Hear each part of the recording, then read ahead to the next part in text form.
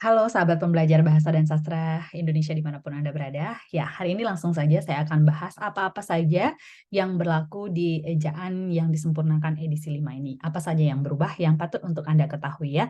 Nanti ini akan saya share screen SK keputusan dari Badan Bahasa terkait penetapan aturan EYD yang diberlakukan dari tahun 2022 ini.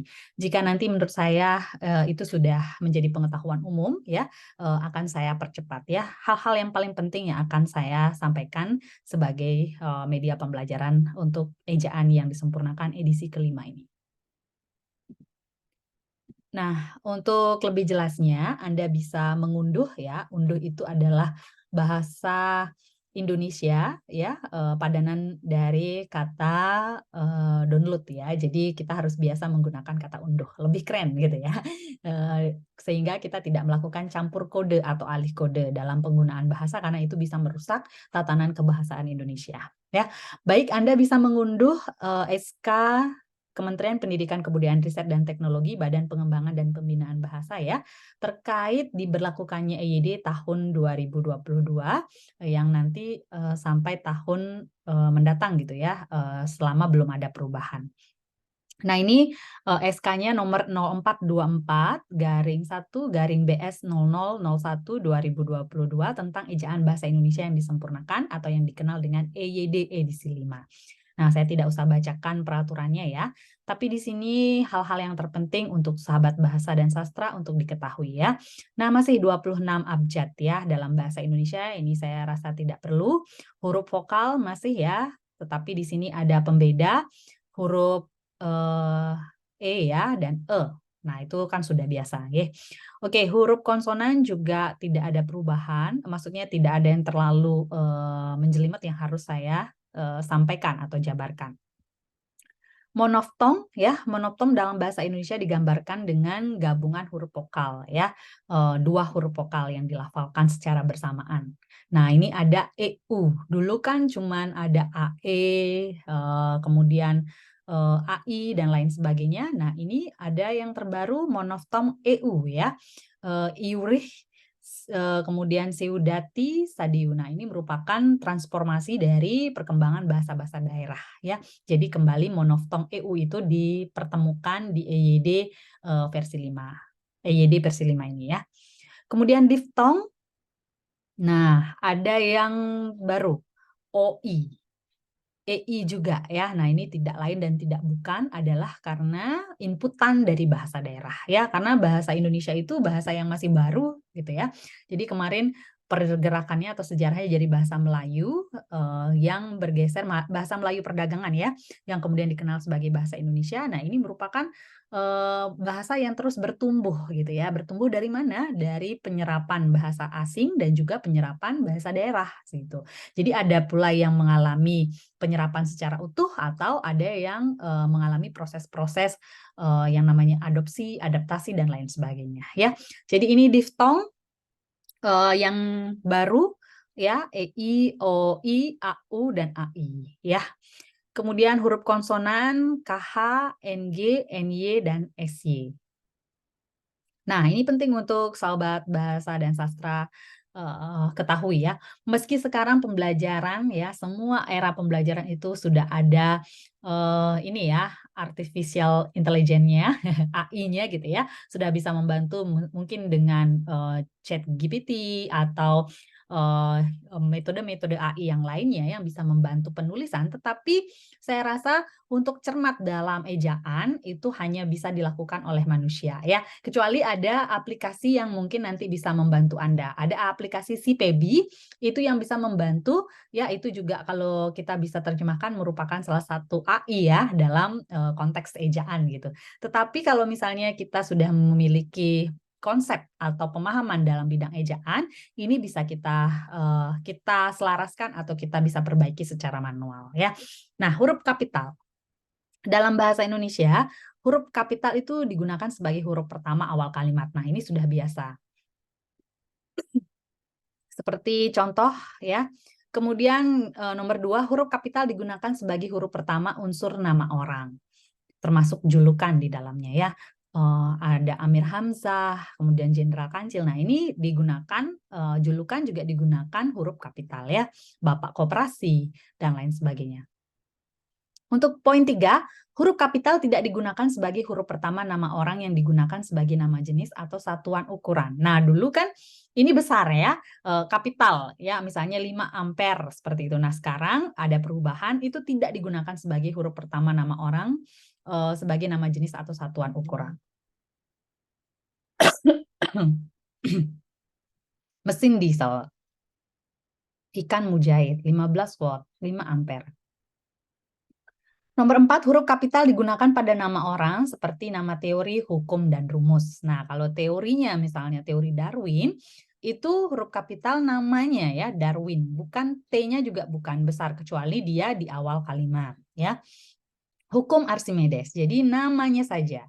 Rumus Pitagoras. Ya, jadi ini tidak kecuali dia misalnya kita buat dalam sebuah kalimat, rumus Pitagoras digunakan dalam pembelajaran. Nah, rumus ini R pada kata rumus itu kapital ya.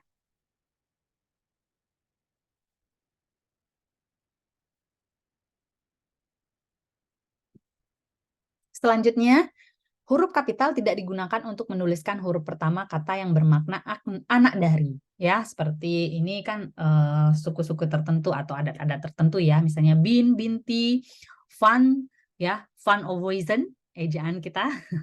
Ya, jadi Anda bisa melihat ini contohnya. Ya, itu tidak digunakan untuk menuliskan huruf pertama kata yang bermakna anak dari. Ya, kecuali dituliskan sebagai awal nama atau huruf pertama dari kata tugas dari. Misalnya, Abdul Rahman bin Zaini, Fatiman binti Salim, Indari Boru Sitanggang, ayam jantan dari timur.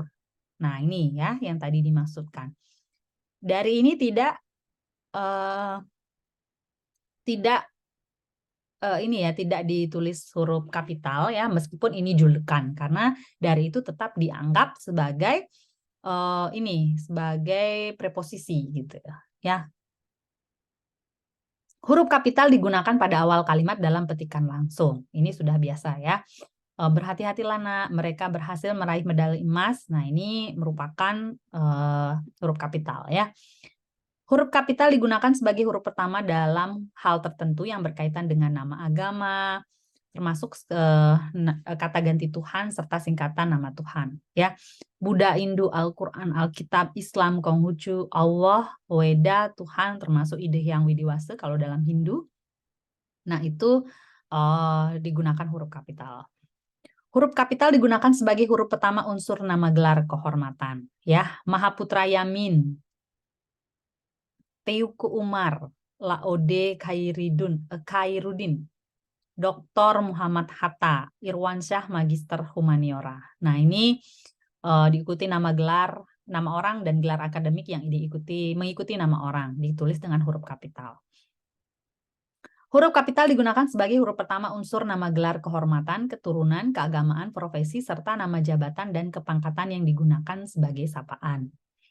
Selamat datang yang mulia, semoga berbahagia Raden, dan lain sebagainya ya, termasuk Prof. Silakan duduk Prof. Nah, itu sapaan ya, tetap digunakan huruf kapital. Nah, ini tampaknya kalau saya bacakan semuanya ini banyak sekali ya untuk huruf kapital. Nah, nanti Anda bisa unduh secara langsung ya, Anda bisa pelajari, nanti akan saya tautkan di video deskripsi ya. Jadi Anda bisa membaca secara detail dan tidak salah lagi dalam menuliskan ya. Oke, huruf kapital sudah, huruf miring ya. Huruf miring ini juga digunakan untuk menuliskan judul buku. Jadi kemarin-kemarin masih ada yang salah gitu ya, judul buku dalam sebuah kalimat itu ditulis dengan tanda petik atau tanda kutip gitu. Nah, itu salah. Jadi harus miring ya. Judul film, judul album lagu, judul acara televisi, judul siniar. Siniar ini mungkin asing. Itu nama lainnya atau padanannya adalah podcast ya. Nah, ini contohnya. Saya sudah membaca buku Salah Asuhan. Majalah Pujangga Baru, nah ini tidak diisi tanda petik ya, tetapi huruf miring. ya, dengan kapital di awal judul. Huruf miring digunakan untuk menegaskan kekhususan huruf. Nah, ini contohnya. Huruf terakhir kata abad adalah D. Nah, ini sudah tidak asing ya. Huruf miring digunakan untuk menuliskan kata atau ungkapan dalam bahasa daerah. Nah, ini juga tidak asing lagi ya. Bahasa daerah itu pasti huruf miring ya, atau bahasa asing ya. Jadi, nah ini ada pertanyaan menarik. Bagaimana dengan misalnya ketika orang-orang menyebut nama merek gitu ya, Twitter, Facebook, Instagram, AI, kemudian mohon maaf saya sebutkan brand gitu, misalnya Coca-Cola, apakah itu ditulis miring? Ya, nah ini pertanyaan saya ini harus dijawab satu ya, pertanyaan saya ini harus dijawab sebagai kuis hari ini ya. Apakah Twitter, Instagram, Facebook, kemudian nama-nama yang lain gitu ya, Coca-Cola, brand-brand gitu, misalnya Pizza Hut. Nah, itu kan diibaratkan istilah asing seperti itu ya. Apakah itu ditulis dengan huruf miring? Jika iya, alasannya mengapa? Jika tidak, alasannya mengapa? Ya. Nah, itu harus dijawab ya. Nanti Anda jawab di drive masing-masing ya. Jadi saya inginkan semua mahasiswa itu memiliki satu drive Google Drive ya untuk penilaian komponen-komponen tugas dan juga diskusi-diskusi kita. Jadi tolong tugas yang pertama itu diberikan opini mengapa penulisan Twitter, Facebook, Instagram itu harus miring atau tidak. Miring apa alasannya? Tidak apa alasannya. Oke, coba dibuat. Saya ingin brainstorming bagaimana Anda menyikapi terkait ejaan ini ya. Sebenarnya sudah ada. Oke, jawabannya sebenarnya sudah ada jika Anda teliti membacanya. Jadi saya skip dulu ya, supaya Anda juga belajar nih, tahu gitu ya. Ketika Anda membaca, mendapatkan sebuah permasalahan ini jadi melekat di otaknya seperti itu ya. Kemudian huruf tebal. Nah, ini huruf tebal biasa ya bagian tulis yang sudah menegaskan ya huruf tebal itu. Kemudian dalam naskah tulisan tangan atau mesin tik bukan komputer, bagian yang akan dicetak tebal ditandai dengan garis bawah 2. Ya, tidak mungkin kecuali memang memiliki stabilo warna-warni, ya boleh saja ya kreativitas masing-masing. Nah, ini huruf tebal digunakan untuk menegaskan bagian karangan. Ya, ini penulisan karya ilmiah wajib ya. Masalah tujuan bab dan subbab itu wajib digunakan. Nah, penulisan kata. Ini saya rasa kata dasar dan kata turunan ya. Kata dasar dan kata turunan. Apa perbedaan kata dasar dan kata turunan? Nah, ini soal yang kedua ya. Apa coba sampaikan opini Anda, apa perbedaan kata dasar dan kata turunan? Jelaskan masing-masing 5 contoh ya, kata dasar mana, kata turunannya yang mana, seperti itu ya. Jadi kata turunan itu adalah 2, kata berimbuhan ya, kata yang mendapatkan bentuk terikat. Nah, ini boleh. Ketika Anda sudah membaca ini pasti bisa menjawab ya. Jadi itu ada 2 soal, nanti mungkin ada lanjutannya, silahkan buatkan di tugas pertama di drive Anda ya. Nah, ini sering sekali salah ya. Jadi non Indonesia ini biasanya dipisah gitu ya penulisannya. Nah, tetapi kata yang diawali dengan huruf kapital untuk mendapatkan bentuk terikat dirangkai dengan tanda hubung. Jadi ketika itu huruf kapital Indonesia, Afrika Barat, ini harus disertai tanda hubung ya. Bukan nyambung atau pisah ya. Non Indonesia, tanda hubung Afrika, pro tanda hubung Barat, anti. Nah, ini merupakan partikel-partikel ya, bentuk terikat. Kata yang ditulis dengan huruf miring dan mendapat bentuk terikat dirangkai dengan tanda hubung. Nah, ini sama. Anti mainstream ya. Kemudian pasca reshuffle. Kemudian ini apa ya? Ini kayaknya tidak produktif ya digunakan. Mendapat bentuk terikat, jadi dia memang ditulis miring tetapi tetap dihubungkan dengan tanda hubung. Maha, jadi dipisah ya, Maha Esa, Maha Kuasa.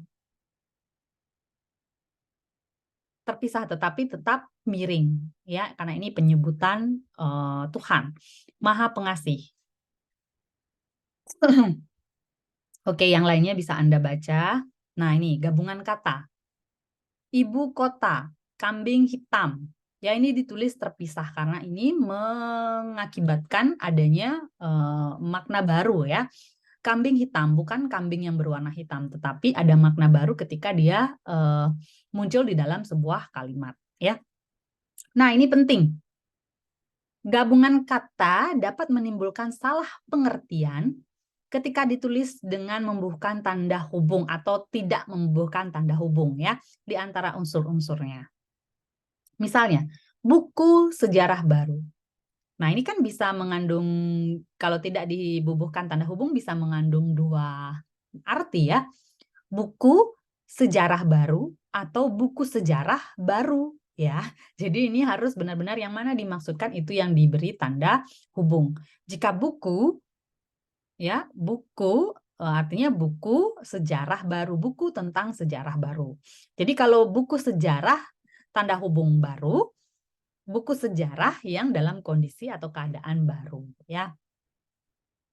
Ibu bapak kami, ibu dan bapak kami. Ibu bapak kami ya.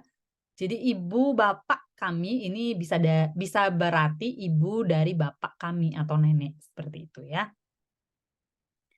Nah, ini banyak sekali yang sering keliru ya. Jadi ini tolong yang poin C, poin D ini tolong tolong dikritisi ya, bagaimana kita menuliskannya di dalam sebuah penulisan.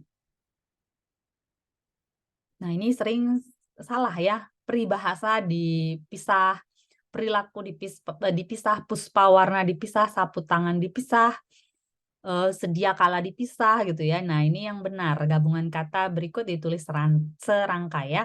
Olahraga sering ditulis terpisah, padahal ini menyatu. Daripada dan lain sebagainya.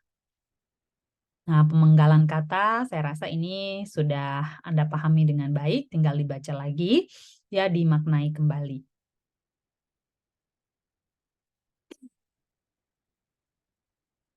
Nah, ini dimaknai kembali ya, tentang penulisan ini, suku kata. Nah, kata depan. Ingat ya, kata depan ini menjadi masalah dalam penulisan di mahasiswa seperti itu. Saya malu sekali membaca ketika seorang akademisi, walaupun dia bukan jurusan bahasa, seharusnya tidak abai terhadap penulisan gitu ya. Katanya orang Indonesia harusnya paham bagaimana menggunakan bahasa Indonesia yang baik dan benar ya. Kata depan seperti di, ke, dari ditulis terpisah dari kata yang mengikutinya ya.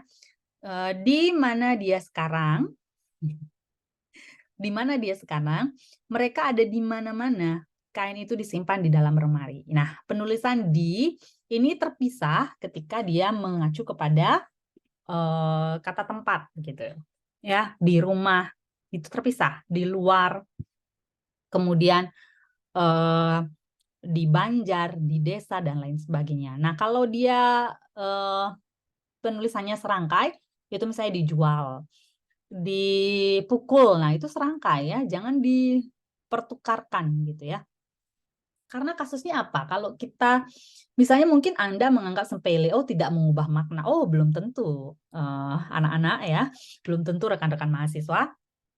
Dengan salah menuliskan di ini, berarti itu ada makna yang keliru. Ya, misalnya ada udang di balik batu. Nah, kalau ada udang di balik batu. Di-nya tidak dipisah atau ditulis rangkai, ada udang di balik batu. Artinya apa? Ada udang di balik batu.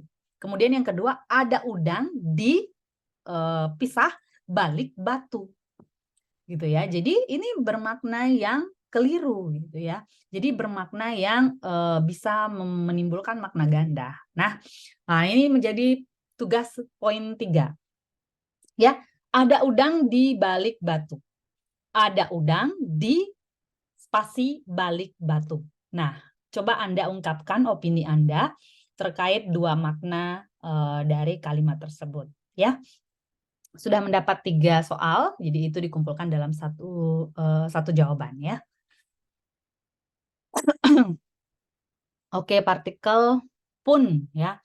Partikel pun ini juga banyak gitu ya, yang salah masih menuliskannya. Pun itu ada 2 penulisan pun ya. Bentuk pun ditulis terpisah dari kata yang mendahulunya ya. Apapun masalah yang muncul dia dapat mengatasinya dengan bijaksana. Nah, itu karena berupa penegasan. Jadi kalaupun yang berfungsi sebagai penegasan itu ditulis terpisah. Tapi kalaupun yang berfungsi sebagai kata penghubung itu ditulis serangkai. Misalnya, bagaimanapun, biarpun, jikapun, walaupun, apalagi ya, walaupun itu, walaupun tidak ada ditulis terpisah, tapi pasti serangkai karena dia merupakan kata hubung ya. Andai pun ini tergantung konteks kalimatnya ya. Andai pun hari ini saya tidak datang, saya pasti tetap berkomunikasi lewat telepon. Nah, kalau seperti itu penegasan ya. Jadi ketika berguna sebagai kata penghubung, saya akan tetap datang andai pun hari ini hujan, seperti itu ya. Jadi itu bisa sebagai kata penghubung ditulis serangkai.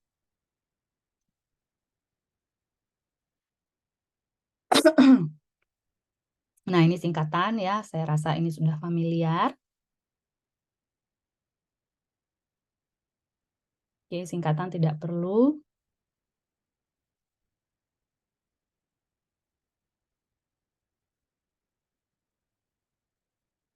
Bilangan juga, kata ganti, kata sandang ini saya rasa Anda bisa mempelajarinya sendiri.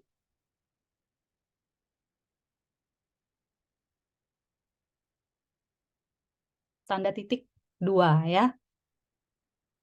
Tanda titik penggunaannya tadi sudah kita ini ya bersama-sama.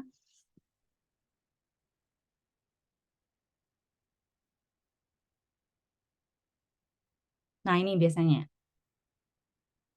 Tanda titik tidak digunakan di belakang alamat penerima surat. Jadi banyak yang masih menuliskan tanda titik di belakang penerima surat. Jadi yang benar adalah tidak ada tanda titik ya. Tanda koma ini banyak sekali salah penulisan.